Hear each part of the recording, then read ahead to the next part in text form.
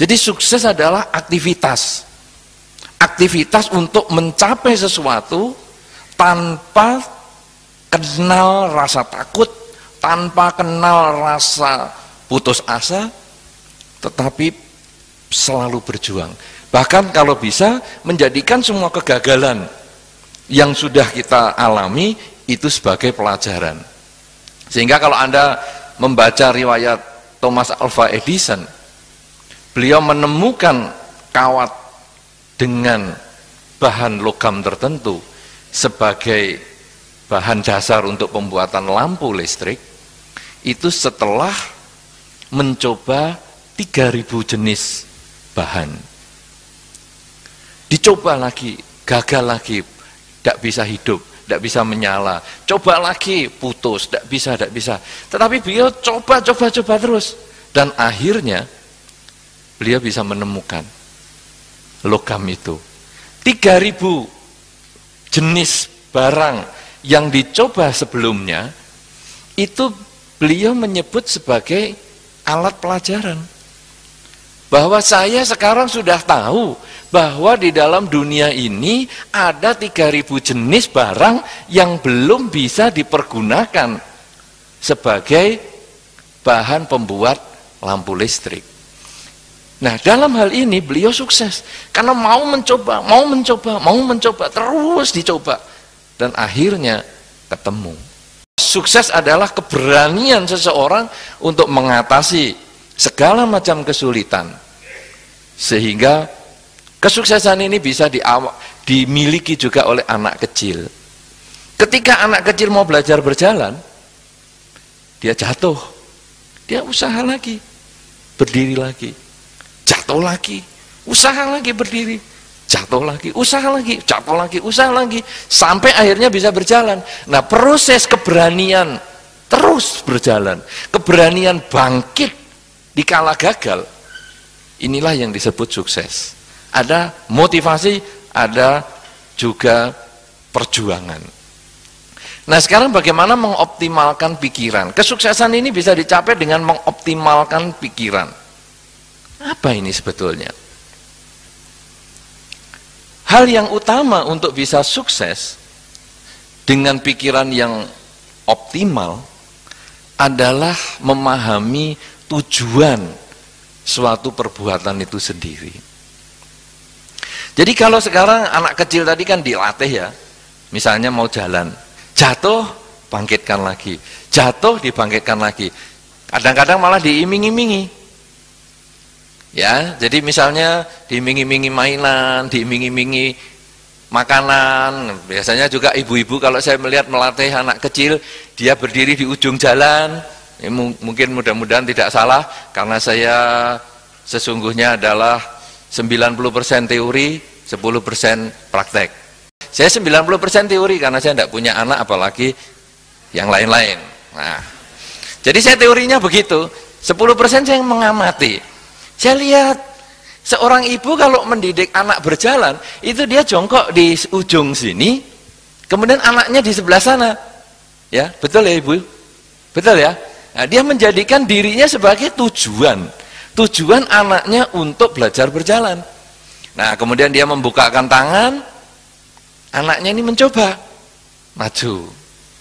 Nah, nanti kalau anaknya merangkak, ibunya setengah tegak, sehingga nanti anak itu terpaksa harus berdiri, terpaksa harus berjalan.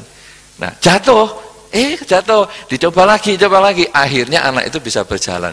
Sehingga supaya pikiran bisa optimal, kita harus punya tujuan.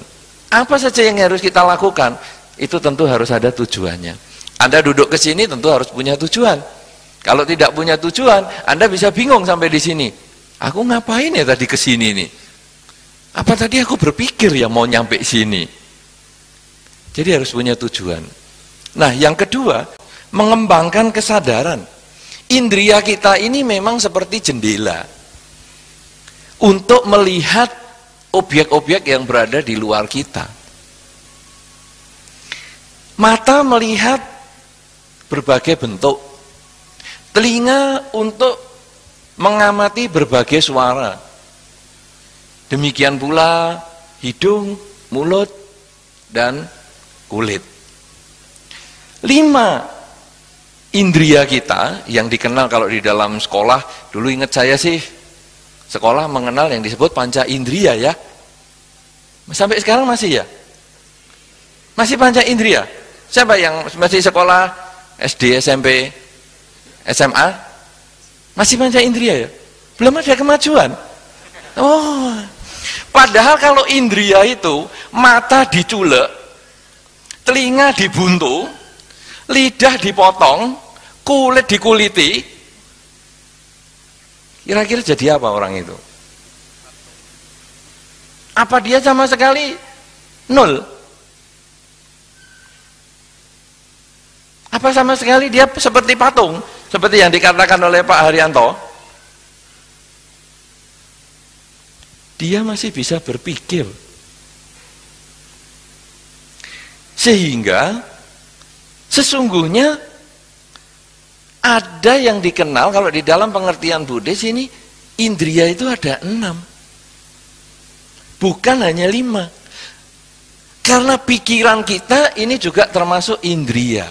Makanya di dalam perkembangan modern ini, orang mengenal yang disebut indria ke-6. Itu pikiran. Kalau di dalam istilah-istilah modern namanya sixth sense lah, macam-macam, itu adalah indria ke-6. Jadi pikiran, ketika mata tidak melihat, telinga tidak mendengar, kemudian mulut tidak merasakan apapun juga, seluruh objek indria yang 5 ini berhenti, pikiran kita masih ada. Nah sekarang tugas kita sekarang adalah mengoptimalkan pikiran.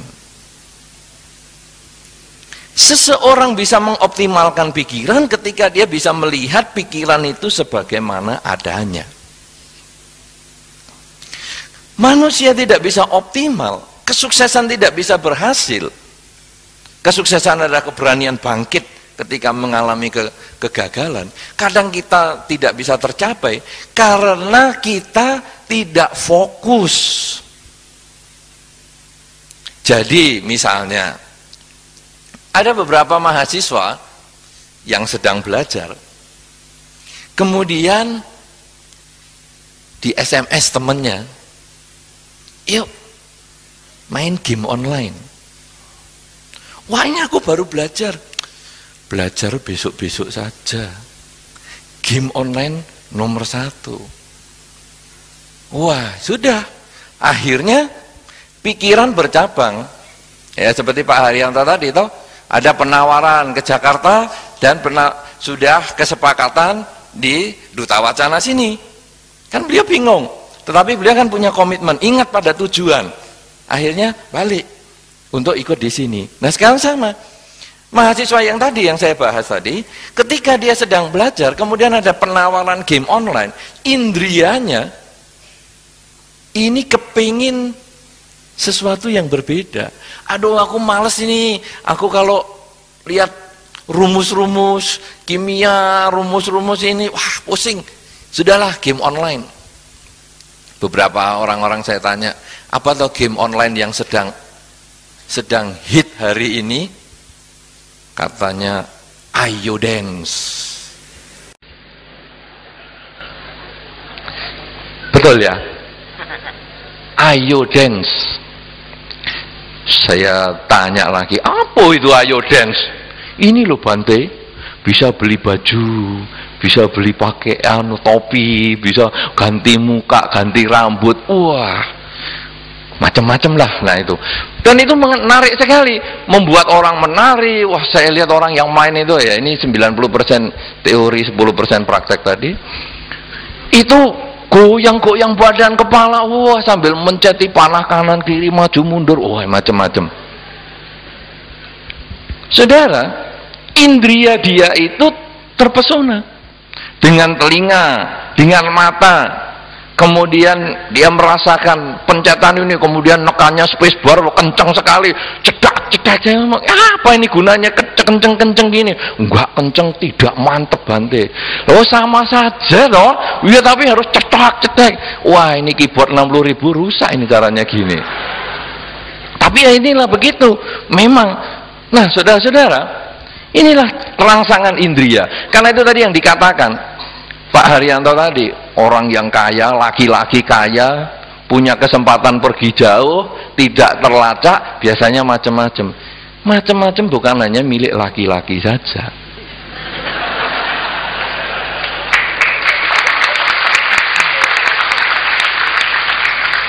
Karena kalau laki-laki saja lah, temennya macam-macam kan berarti juga laki-laki. Padahal setahu saya temennya yang macam-macam ini tidak selalu laki-laki. Sehingga mesti yang suka macam-macam juga ada laki-laki, juga ada perempuan. Nah, tetapi bukan karena sudah punya apa-apa. Dulu beberapa orang pernah saya tanya, bener apa ya? Kan ibu-ibu kadang mengeluh, Bante, laki-laki kalau kaya mesti macam-macam. Nah, itu 90% yang teori tadi. Kemudian saya mencoba survei. Laki-laki ini, laki-laki ini, laki-laki. Satu ketika saya ketemu dengan tukang becak. Ngobrol. Pak, penghasilan berapa? Ini setelah ngobrol agak lama ya, nggak datang. Pak, penghasilan berapa? Wah, nanti dia takut sama saya, dikira saya pemungut apa nanti. Nah, kemudian dia tanya, saya tanyain, Pak, penghasilan berapa? Oh ya, X rupiah. Lah itu kira-kira kalau untuk makan harian, cukupnya berapa itu? Cuman seminggu. Loh, lah penghasilan seminggu, kan kamu hidupnya 1 bulan. Piye carane? Masih ada 3 minggu yang lain. Gampang Pak, gimana? Yang 3 minggu berikutnya itu istri-istri saya yang mencukupi. Jadi saya punya 3 istri. Ada yang buruh nyuci, ada yang buka warung, ada yang jadi tukang pijet. Mereka itu kalau minggu pertama aku yang kasih duit, minggu kedua si A yang kasih duit, minggu ke berikutnya lagi si B, berikutnya lagi si D, pas 1 bulan. Lah kalau minggunya sampai 5, itu ada usaha lain.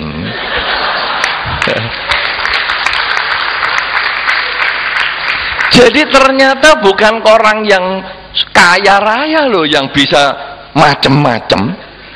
Ternyata itu motivasinya macem-macem itu ada, mengkaryakan hasil macem-macemnya itu. Nah saudara-saudara, sekarang bagaimana mengoptimalkan pikiran supaya kita tetap fokus pada tujuan sehingga kita bisa mencapai kesuksesan itu, adalah dengan sering mempertanyakan pada diri sendiri. Kalau kita sudah tahu tujuannya, kemudian kita bertanya pada diri sendiri, saat ini saya sedang apa? Saat ini saya sedang apa? Saat ini saya sedang melihat. Kita tanya pada diri sendiri, saat ini saya sedang melihat.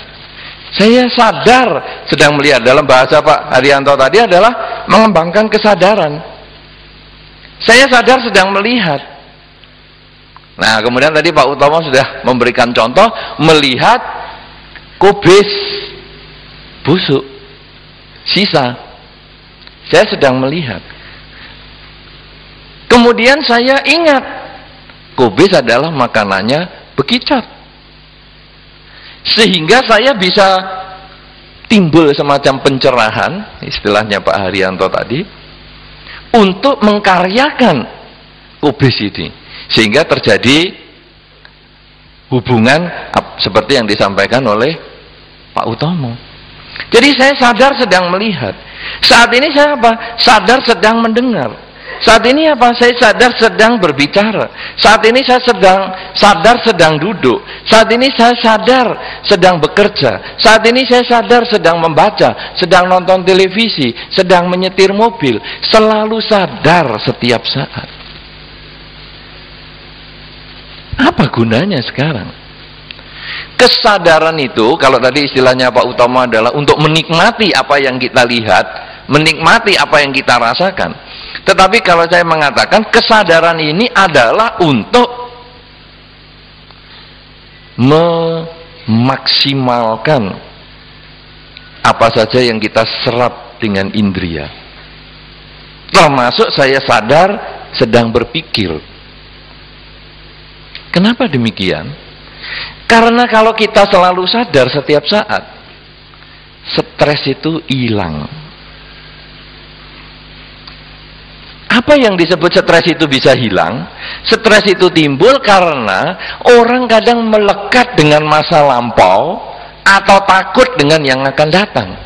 Tadi Pak Arianto pada awal pembicaraan di sini sudah menyampaikan bahwa pada saat beliau keluar dari kota Semarang, pikirannya sudah sampai tempat ini.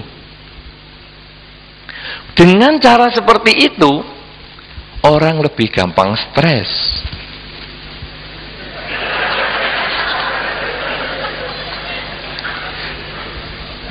Anda coba renungkan baik-baik. Anda berangkat kuliah. Ini kan kebagian besar mahasiswa. Bagi yang tidak mahasiswa berangkat ke tempat kerja. Dari rumah menuju ke tempat kerja atau dari rumah menuju ke kuliah, tempat kuliah. Diandaikan jalan yang ditempuh dan waktu perjalanan dianggap sama antara berangkat dan pulang. Kira-kira kalau Anda rasakan, lebih cepat mana ketika berangkat ke tempat kerja atau ke tempat kuliah dengan ketika pulang? Ketika pulang toh, padahal jaraknya sama, waktu tempuhnya sama. Kenapa? Karena pikiran Anda waktu pulang itu bebannya sudah hilang. Tidak ada lagi yang perlu dikerjakan. Santai saja. Sehingga jalani aja. Tapi ketika berangkat, apalagi yang mau ujian, aduh ini, mau nyampe, apalagi jalannya macet, aduh. Saya kelahiran Jogja, 25 tahun tinggal di Jogja, tapi setelah saya balik ke sini hari ini, saya merasa, loh, di sini betul-betul alon-alon, waton kelakon, pelan semua, mobil nggak ada yang ngebut. Sampai saya pesan sama sopir saya, ikut alon-alon. Sopir saya orang Jawa Timur, hajar terus, injak gas terus, klakson sana, alon-alon, tenang-tenang, santai aja. Nah, kenapa saudara? Karena kalau kita mau mencapai satu tempat dan beban kita itu sudah, waduh ini mau begini, mau begitu, stres sampai sakit perut gobios. Tapi kalau sudah selesai, bebannya hilang, tidak ada masalah. Itu sama dengan kalau kita pulang. Karena itu, kalau kita selalu sadar hidup saat ini, sebetulnya stresnya berkurang. Kita mau tidur, badan sudah di tempat ini, saya sadar saat ini akan tidur, tetapi pikiran masih memikirkan yang besok, tidurnya pasti susah, sulit tidur. Dan sulit tidur itu berbeda dengan sulit matematika. Sulit matematika bisa les, sulit main piano bisa les, sulit tidur, lesnya di mana itu? Nah, lesnya ya di mengoptimalkan pikiran. Selalu sadar saat ini saya sedang apa? Sedang berbaring. Sudah berbaring, kuping sudah ditutupi, indria telinga tidak ada, mata ditutup, indria mata sudah tidak ada, kemudian badan sudah diem. Tidur pakai sleeping bag, ya sudah diem, ya. Saya ingat dengan AC tadi, karena apa? Cuaca kan panas, orang-orang pasang AC, tapi habis pasang AC selimutan, aneh juga. Lelah kademen sekarang, lalu kepanasan pasang AC, terus selimutan, apa gunanya sekarang pasang AC? Lah sleeping bag begini. Jadi semua sudah tidak merasa apa-apa, tapi masih sulit tidur. Kenapa? Karena indria yang keenam ini, pikiran jalan kemana-mana. Nah sekarang, apakah kita tidak boleh mengingat masa lampau? Boleh. Anda semua punya masa lampau. Kita ini tidak ada yang tidak punya masa lampau. Tetapi masa lampau hanyalah kenangan. Anda yang tadi jam 5 sore, Anda pernah hidup, tapi sudah tidak hidup. Itu masa lampau Anda. Nanti jam 9 malam, Anda akan hidup, tapi maaf, belum tentu hidup. Siapa berani jamin Anda masih hidup jam 9 seperempat nanti? Jadi, yang pasti hidup adalah saat ini. Kita mau balik ke jam 5 tidak bisa, kita mau maju ke jam 9 tidak bisa. Hidup adalah saat ini. Cuman yang jam 5 tadi menjadi pelajaran. Yang baik, yang jam 5 tadi jadikan pelajaran untuk ditingkatkan untuk saat ini. Yang jelek, yang tadi jam 5 sore, jadikanlah pelajaran untuk kita perbaiki di masa sekarang. Sebaliknya nanti yang menakutkan, mulailah disiapkan saat ini. Karena kalau kita mempersiapkan yang maksimal saat ini, mungkin nanti di jam 9 belum tentu semenakutkan yang kita bayangkan. Lebih banyak ketakutan itu di bayangan kita. Anda yang pengen nembak pasangan hidup atau pacar, itu stresnya berhari-hari. Aku nembaknya ngomong gimana ini, aku nyiapkan cincin atau nyiapkan apa ini, bunga, atau nembaknya pakai apa ini. Tapi nanti pas kenyataannya gampang-gampang aja. Malah kadang-kadang mendadaan hanya lewat telepon. Malam-malam ngomong-ngomong, ya ngapain toh kamu malam-malam kok telepon aku? Ya aku kepikiran kamu terus sih. Loh, ngapain kepikiran? Lah aku sayang sama kamu, kamu mau nggak sama aku? Loh, nembaknya ternyata di luar perkiraan, cuman ngabiskan pulsa yang 9 rupiah per menit itu.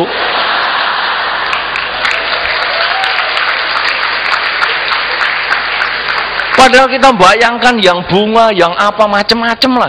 Nah jadi, kalau kita hidup pada saat ini, yang nggak tidur berhari-hari nyiapkan bunga, nyiapkan apa itu, hilang semua.